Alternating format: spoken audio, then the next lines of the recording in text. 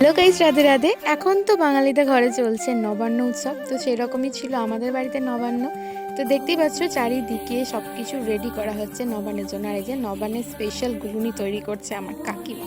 দেখো, সারা বছর কিসে রান্না হচ্ছে সেটা ম্যাটার করে না, বাট নবান্নর দিন উনানে তো রান্না করতেই হবে, কারণ উনানের টেস্টই আলাদা বস। যেহেতু আমাদের জয়েন্ট ফ্যামিলি, তো সেই জন্য আমাদের মেম্বার্সও অনেক বেশি। তো সেই কারণে একটা উনুনে আমাদের হচ্ছে না, আর আমাদের খামার বাড়িটা অনেকটাই বড়। তো সেখানেও এখন ধান রাখা হয়েছে, আর সেই দিকে উনান করে সেখানেও এখন রান্না করা হবে। আর বেশি বকবো না, একটু পেট পুজো করে নিই, মানে নবান্ন একটু খেয়ে নিলাম।